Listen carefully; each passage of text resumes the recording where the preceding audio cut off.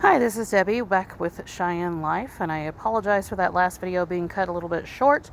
Our postman had just came, which is postwoman, to deliver the mail, and so I just kind of shut the video off. I'm not real comfortable with talking in front of people that I don't know that I have videos going on YouTube. So I went ahead and shut that off, and we're getting started back. Anyway, I was talking about my onions when we left off, and I will be harvesting those a little bit later in the season. And then my spinach has just started to explode. It is just going like crazy.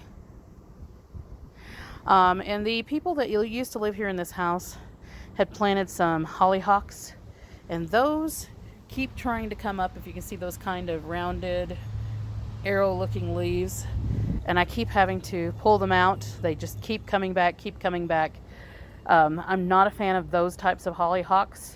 When I was living in Tennessee, because I used to be in Tennessee before I came here 5 years ago in Cheyenne, we have a different type of hollyhock that is a bush that looks more like hibiscus, and I enjoy those types of bushes better than I do these hollyhocks that come up just like how they are doing in this flower bed. Those particular hollyhocks that are more just a plant have a tendency to get very buggy and draw a lot of bugs in, pests. So I don't like them and I take them out. So word for the future, if you grow hollyhocks, they do bring in a lot of pests, and you have to keep putting insecticides and pesticides on them, and I don't use insecticides and pesticides in my garden. And I don't even really like using fertilizers unless I absolutely have to. Today was an exception for having to use some fertilizer because we've had some really hot temperatures, and I had noticed that the soil was getting pale looking and sort of sandy, and I don't want the sand to overtake what normally is in the garden as far as compost, and so I just put some fertilizer on it, and I will be amending the soil again this fall after everything is harvested. This is the cilantro that I had planted right in front of the spinach, and I had harvested it, and it's starting to come back out now, and I will let it go to bloom and let it go to seed so I can collect the seeds for next season. And right here is where I had harvested the cabbage, and I have put in some radishes, as you can see, that are coming up all along here. And this is actually called an Easter egg radish variety, which has loads of different colors. And back here, not coming up yet because it's only been a few days, is going to be some cabbage, early fall cabbage. I think it's called Golden Acres. It's usually done in about 55 days. So we should have some time left to get that going. If we don't, oh well, that's how it happens. And we still got that one last cabbage that is coming on, and I'm just about ready to harvest it because it looks like it is large enough now to go ahead and get it harvested and get it out of that way. And as you can see, there are more hollyhocks that are coming up back there. And I will have to go down there and pull those out as soon as I can get back in there after it stops, or it dries out a little bit. These are the garlic that I had planted at the beginning of spring. I don't believe that they are ready yet. I have dug down and looked at the bulbs. They look like garlic bulbs, but I don't think they're quite ready. These do not have scapes, so I believe they are the soft neck variety. So I will wait a little bit longer on those. They will be fine in the soil until I can go ahead and get those out when they are finished. And then I planted some for the fall season. This is going to be some iceberg lettuce. There should be enough time because iceberg is done in about 50 days. And of course I will be thinning that, and then it should start setting up bulbs. Or bulbs, I guess. Not bulbs, but, looks more like a cabbage. Look like iceberg. And this is going to be some little Caesar lettuce, so that is like the giant Caesar, except it's going to be a little bit shorter. It's still a romaine type of lettuce, just a shorter type of romaine. And then over here will be butter crunch, or butterhead lettuce as they sometimes call it. And I will be thinning that out so I can have some actual heads of butterhead lettuce. If you don't know what butterhead is, you'll see that in the store and a lot of times in a clamshell, and they'll call it live lettuce, and it looks like a head, but it's actually a loose leaf style of lettuce that just kind of starts getting rounded and sort of looking like it makes a head, and then they'll put it in a clamshell and sell it as live lettuce or bib lettuce. Sometimes I do tend to grow bib lettuce because it does better in heat. It's heat tolerant. And I wanted to get over here, even though the garden is wet right now, because I wanted to show you the artichokes that we are not supposed to be able to grow in Wyoming. What does that look like? That looks like a giant artichoke head. And it's actually going to get bigger. As you can see, it's still tightly compact in the center, so it will get somewhat bigger. And then there's actually even a second one. So this one will overwinter once we harvest the artichokes off of it. And they do have a rhizome, which means kind of like a ball of roots that we will be covering with hay and straw. And it should overwinter just fine and come back out in the next spring. And then these are my early straight neck squash. Right now they seem to be taking a little bit of a break because I had a whole lot of squash that came in. And then right now I think I do see one down in there. Not sure if you can see it. I don't think so, but I do see a yellow squash down in there that is almost ready. So they are starting to pick back up. And my zucchini, the zucchini plant, this one is just enormous. It's probably about 5 or 6 feet across and about the same wide. It's just rounded. And as you can see, it is taller than my tomato plants, and the tomato plants are about 3 feet tall. And these are the Jet Star tomatoes, which we are looking at the back side of them right now. And my clematis, or clematis, I'm not real sure how to say that. I had 2 of those clematises originally that were in this flower garden, and I went ahead and kept them, but one of them did die back when I started putting in garden vegetables. But this one is just growing like crazy. The other one was purple. This one is a pink and white. And it's just beautiful. Get up close to it. Just a beautiful, beautiful flower.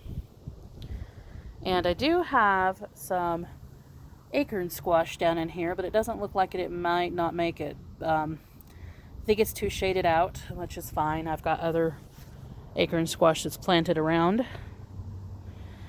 And this is an extra tomato plant. It's 2 of them actually, that I had that were second plants in containers with the other bigger plants. And I had separated them off and didn't think they were going to actually do anything because they were very, very short for a long time. But all of a sudden, this one has decided that it is just going to go crazy. And it looks like the other one is thinking about doing the same thing. So they may actually do something before the end of the season. Maybe have a little plant or a little tomato or something. This is my other zucchini plant.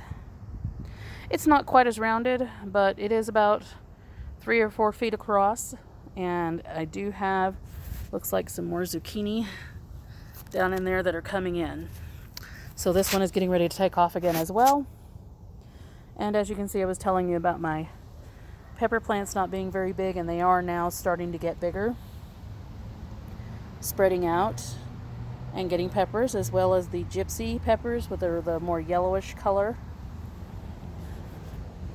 So they should get quite large and have more peppers on them. I've only gotten 1 so far off of each of them, but we are supposed to have temperatures in the 80s and 90s all of this week and next week, so I'm sure that they will be just fine. Then of course I have more butterhead lettuce down at the base of my tomato plants that is coming on, and I will be thinning that and making more of the quote-unquote heads. And then, as I was saying before about my cucumbers, I didn't know whether or not they would actually do anything, ones between the tomatoes, but it looks like they are starting to run now and have even had a couple of blooms on them. So I expect to have cucumbers on those pretty soon. Even this one So just fantastic. They can run up the tomato plants all they want to because the tomato plants are thoroughly established, so they should be fine. And as you can see, I have lots of beefsteak tomatoes. Still a little sickly on the one on the end, but it is starting to come out healthy in the middle, as you can see, and has healthy tomatoes on it. So glad I kind of waited on that one, didn't pull it out, and just let it see what it could do. And the tomatoes on these particular beefsteak tomatoes they're not huge, but they're hand-sized. We don't get super huge beefsteak tomatoes even if you plant them here, because the weather is just doesn't cooperate to make them huge. But I was counting them earlier. There's probably 20-something tomatoes on these, and they will continue to have more. You can see little tomatoes down in there that will get bigger very quickly. Once they get started, they get huge fast. So should have plenty of beefsteak tomatoes. And as I was saying, I was worried about the cucumbers that I had. They have spread like crazy, blooming like crazy, and I have a cucumber and should have more shortly to follow. So cucumbers will abound very soon. And these were the red curry squash that have ran up the other side of the trellis. And they are getting big, and as you can see around the stem, they are starting to get their signature red color, which will go all over the entire fruit. Every once in a while I'll have one of the red curry just not do as well as the others. That would be the case with this one. It will still taste fine, it just has some green streaks on it. And then I have one on this plant over here that is completely green. And I'm not sure what happens there. It's fine because they will have more and more and more red curry as we get a little further into the season, getting closer to harvest time, because they tend to set fruit it's like the plants can tell when it's getting fall, and they will set fruit and it'll get huge quickly and turn color quickly. So we should have even bigger ones later. And this is the husky cherry tomato that I had set out.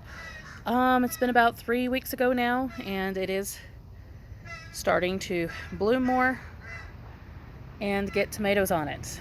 There should be, yep, you can see a tomato there. And that one should have groups of 6 to 12 tomatoes on each stem very soon. And as I was mentioning before, I was worried about my beans because I'd had to replant these 3 times. And this time they are really taken off. And as you can see, the runners, and there are beans down in there and blooming. So we will finally have some green beans, it looks like. And I had recently had an issue with one of the beans on here, and I'm hoping it's not going to be another problem, that had a cotton square borer, and I had never had an experience with those. Didn't know what was going on. I pulled one of the beans off and it had a hole in it. Beautiful bean, had a hole, and I went ahead and cut it in half, and inside was a little green worm with looked like 2 little hooks of teeth on the front. And I looked it up and it was a cotton square borer. So I've checked all the other beans that are coming on, and none of those have any issues because I killed that one. And I haven't seen anything else. I've only had a situation with one chewed up leaf. So I think that might have been where the cotton square borer got started and then went into the beans. And normally they don't do that, from my understanding of what I read about them, that they don't go into the actual fruit of a plant or vegetable of a plant. They just usually eat the leaves. So don't think that's going to be a recurring problem, because I haven't seen any more whatsoever, and I haven't seen that particular butterfly. So the other dill that I had planted is doing great, starting to get tall. It will be branching out pretty quickly here. The Roma tomatoes, the shaded ones are still kind of looking the same.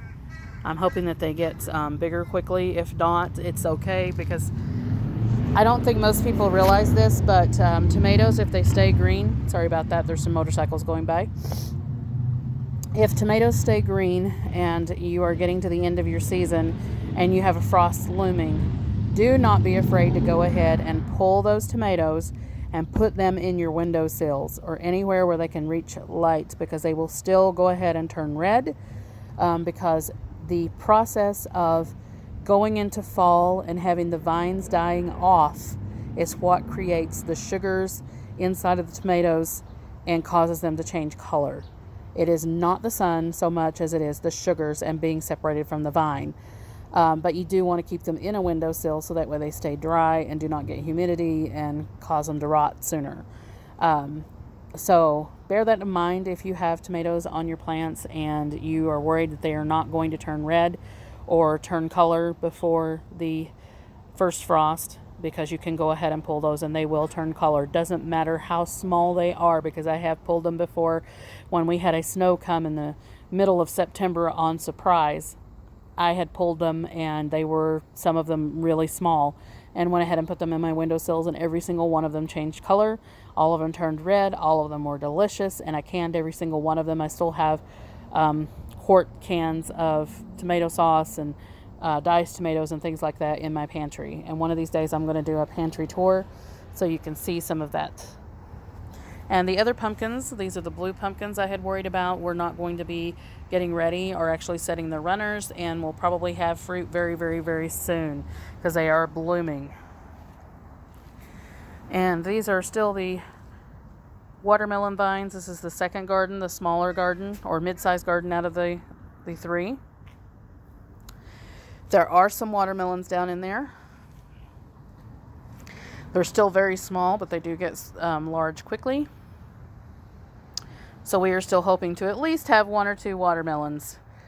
And I'm going to actually expand this next season to have the watermelons have more area to grow, since we do have a 4th now smaller garden plot with my roses and stuff. And I have heard that the roses and watermelons are quite compatible with each other as far as nutrients and things. So I'm going to put my watermelons, I believe, over near where the roses are and see how that goes next season. And they'll have more room to run. And I also have my asparagus over there, because asparagus planted near the roots of roses do wonderfully. And I have already experienced that. Even though it is first season, I'm not harvesting yet. There are some rather nice asparagus spears. All right, and this is the smaller or mid-sized gardens fall garden, and these are the bok choy that are now a couple inches tall. I had just planted those last week, and I will be transplanting some of those into the center section, as you can see there, as soon as they're a little bit bigger. And as you can see, those bok choy are already starting to make heads, sort of. Those are the baby pak choy, but if you leave them to get larger, they will make larger bok choy, which is more our preference. And then, of course, there are turnips right there in this section. And they are just now sitting on their 3rd, 4th, and 5th leaves, and will start getting bulbs very soon. And this is the back side of the corn and the sunflowers. These sunflowers, when I updated you the last time on the sunflowers, were about 8 feet tall. The gutter that you can see there on the edge of the house is about 10 feet tall. And some of the sunflowers are 10 feet tall or more. And that is the corn there. There are 7 8-inch ears on each one of those, except for these smaller ones, which are now beginning to get their tassels and will be having ears themselves.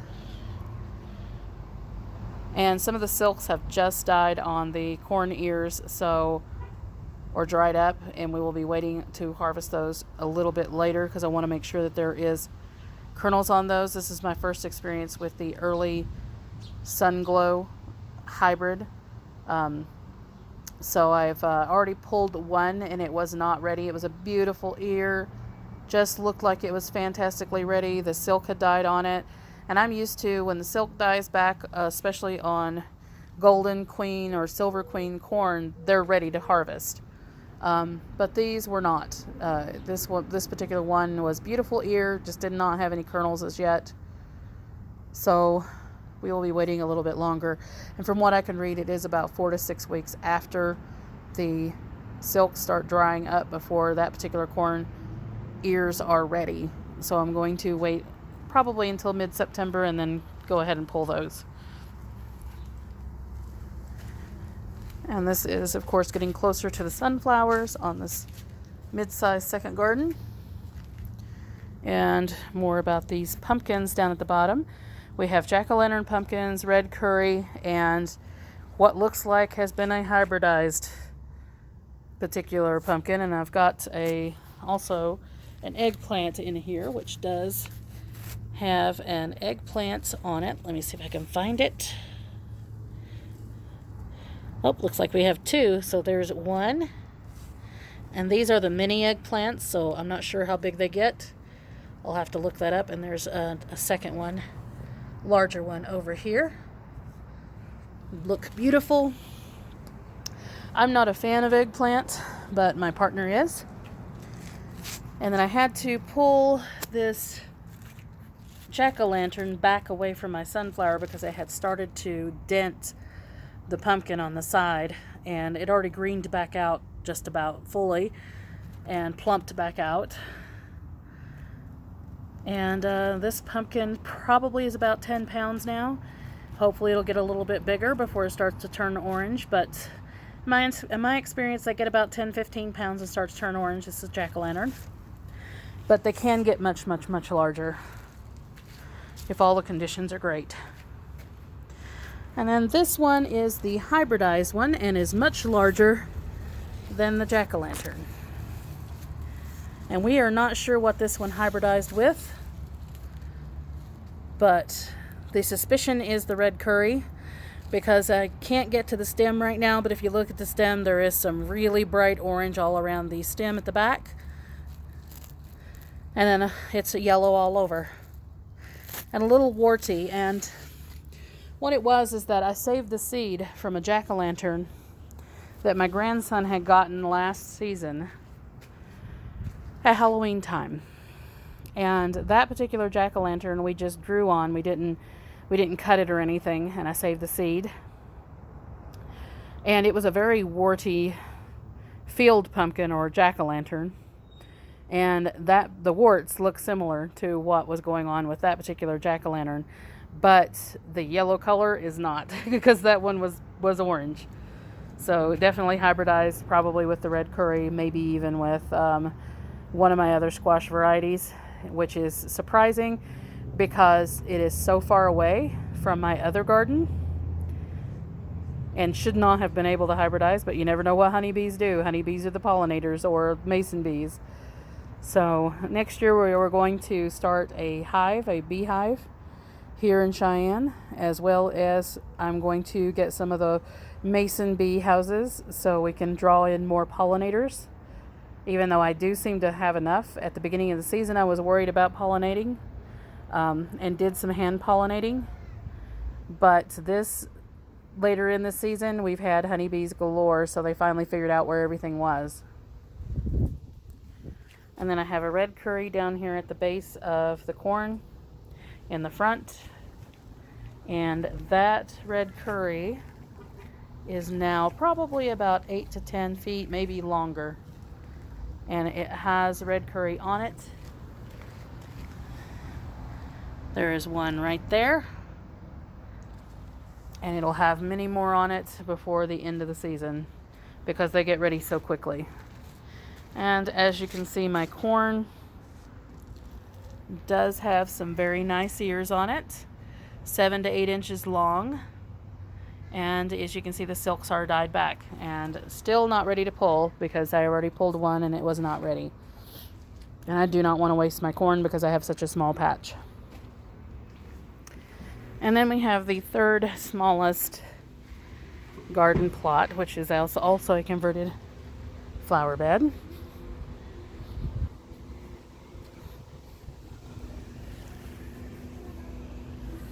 That will be the butternut squash and some more turnips. And if I can get down in here, I will show you the turnips, which are forming some rather large turnips. And also another squash plant. And we do have a squash on that one, and I'm not really sure of the variety of squash that I planted. And it's very odd. I would not get one that was teardrop shaped, but they look teardrop shaped to me.